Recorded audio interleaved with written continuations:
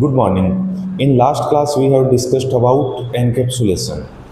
तो हम OOPS के कंसेप्ट के बारे में पढ़ रहे थे, जिसमें से हमने क्लास के बारे में पढ़ा था, उसके बाद ऑब्जेक्ट के बारे में, उसके बाद हमने एब्स्ट्रैक्शन के बारे में, फिर उसके बाद एनकैप्सुलेशन के बारे में पढ़ चुके हैं। ठीक है, तो आज है 5th नंबर का कंसेप्ट इनहेरिटेंस। तो इनहेरिटेंस क्या होता है और कौन कौन से इनहेरिटेंस जावा के अंदर यूज में आते हैं वो हम आज डिस्कस करेंगे। ठीक है, तो आइए देखते हैं सबसे पहले इनहेरिटेंस क्या होता है। Inheritance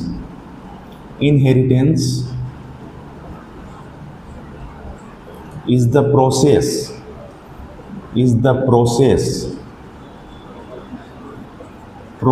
of accessing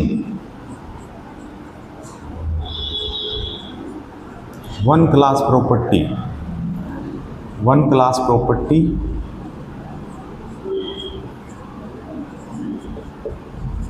into another class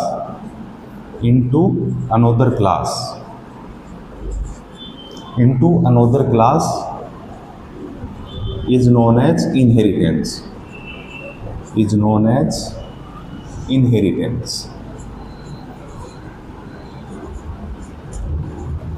ठीक है, तो इनहेरिटेंस क्या एक प्रोसेस है जिसके थ्रू एक क्लास की प्रॉपर्टी आप दूसरे क्लास के अंदर यूज करते हो, एक क्लास की प्रॉपर्टी को दूसरे क्लास के अंदर एक्सेस करते हो, उसे हम क्या बोलते हैं, इनहेरिटेंस बोलते हैं।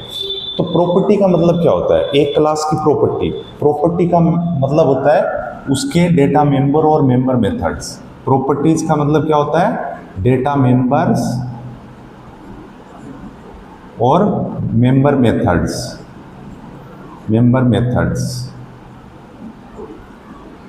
तो एक क्लास के डेटा मेंबर और मेंबर मेथड को दूसरे क्लास में एक्सेस करना ही क्या कहलाता है, इनहेरिटेंस कहलाता है। ठीक है, नेक्स्ट पॉइंट देखो, the class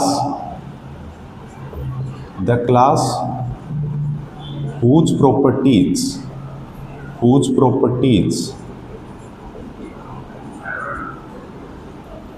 are inherited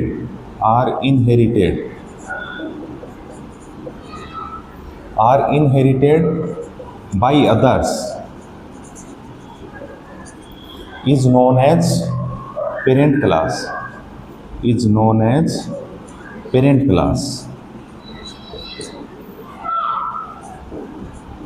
class. जिसकी प्रॉपर्टी आप एक्सेस करोगे, जिस क्लास की प्रॉपर्टी एक्सेस की गई है उस क्लास को तो क्या बोलते हैं, पेरेंट क्लास बोलते हैं। जिस क्लास की प्रॉपर्टी एक्सेस की गई है उस क्लास को क्या बोलते हैं, पेरेंट क्लास बोलते हैं। नेक्स्ट देखो, the class which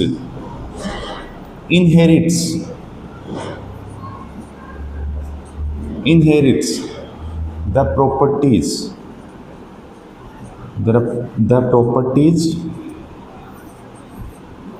of others is known as child class.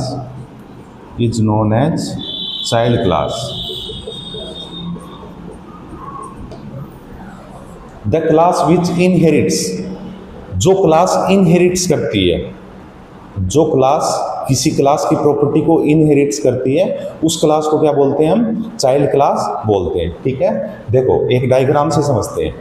देखो जैसे क्लास ए है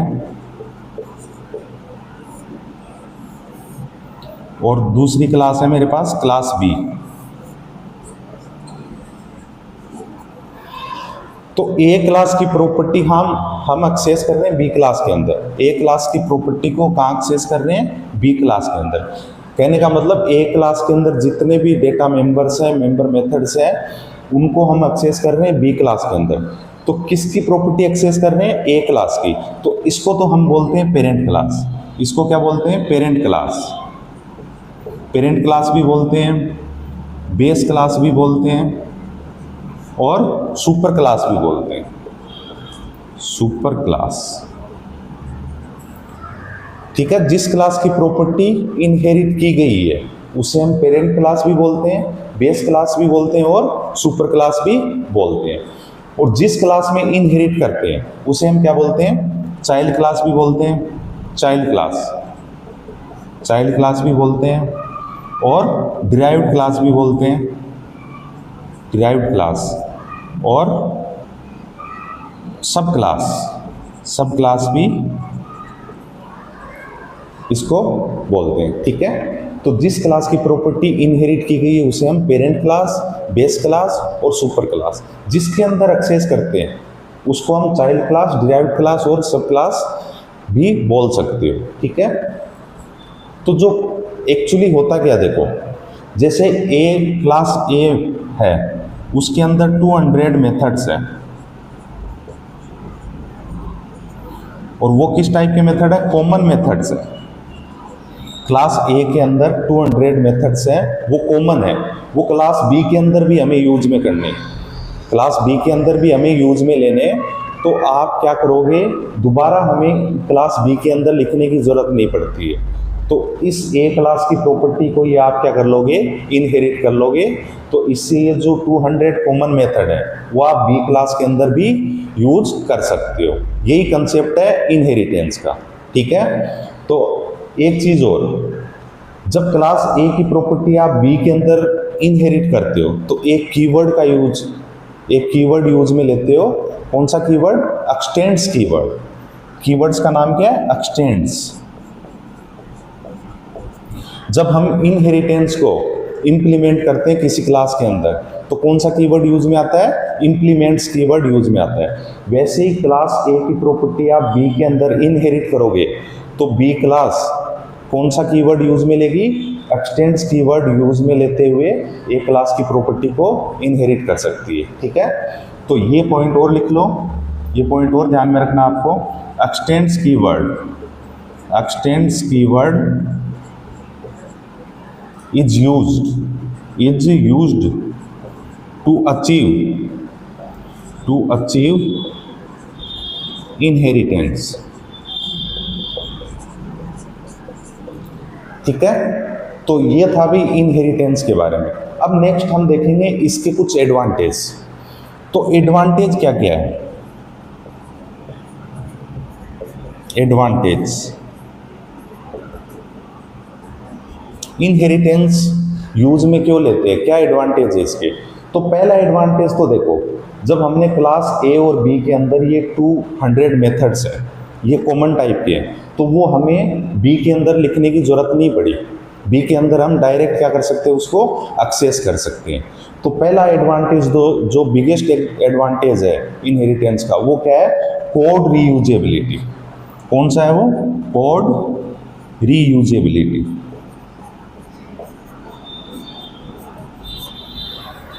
पहला एडवांटेज कौन सा हो गया, कोड रीयूजेबिलिटी, मतलब जो एक बार आपने कोड लिख दिया उसको आप रीयूज कर सकते हो। नेक्स्ट एडवांटेज इसका आता है बेटर रीडेबिलिटी।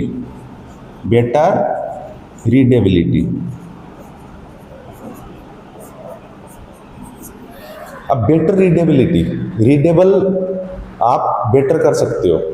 बेटर रीडेबिलिटी कैसे है, आपने कोड बार बार नहीं लिखा तो आप बेटर क्या कर सकते हो, उसको रीड कर सकते हो।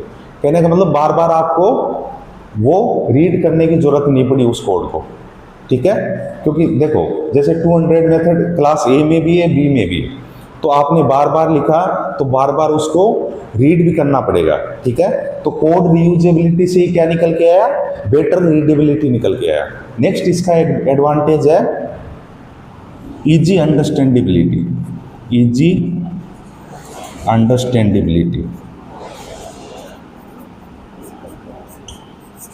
अब देखो, जब क्लास ए जो क्लास है उसकी प्रॉपर्टी आप इनहेरिट कर रहे हो एक्सटेंड्स कीवर्ड के थ्रू, तो ये चीज़ आपको पता लगी जाएगी कि क्लास ए के अंदर जो मेथड्स थे वो आप बी के अंदर यूज कर रहे हो। ठीक है, तो उससे क्या होगा, भी इजी अंडरस्टैंडेबिलिटी भी होगी, आसानी से आप क्या कर पाओगे, उसको समझ भी पाओगे।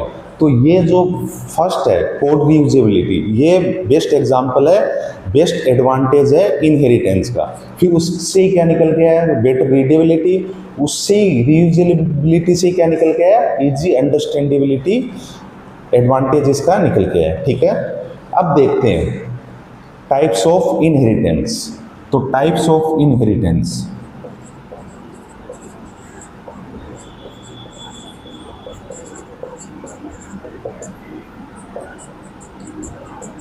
जावा के अंदर कौन कौन से इनहेरिटेंस यूज आते हैं, ठीक है। तो इसमें से पहला इनहेरिटेंस है सिंगल इनहेरिटेंस। Single inheritance. दूसरा इनहेरिटेंस है मल्टी लेवल इनहेरिटेंस।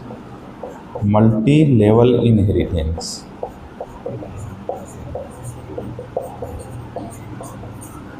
नेक्स्ट है हायरार्किकल इनहेरिटेंस। Hierarchical inheritance.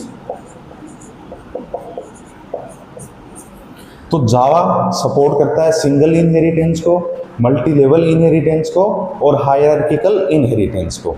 इसके अलावा देखो, एक तो होता है मल्टीपल इनहेरिटेंस। Multiple inheritance.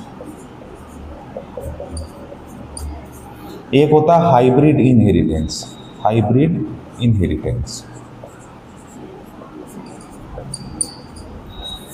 तो ये जो दो इनहेरिटेंस है, इनको जावा सपोर्ट नहीं करता है। जावा क्या नहीं करता? सपोर्ट नहीं करता है। Java does not support. Does not support. Directly support नहीं करता है। Java does not support directly.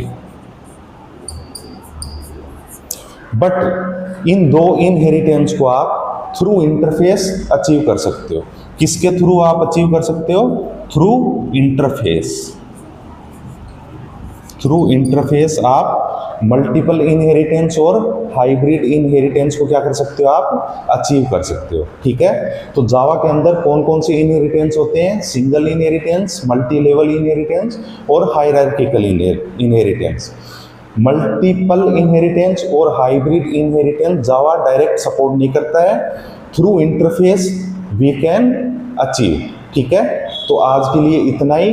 बाकी हम नेक्स्ट क्लास में टाइप्स ऑफ इनहेरिटेंस 1 by 1 देखेंगे। Thank you.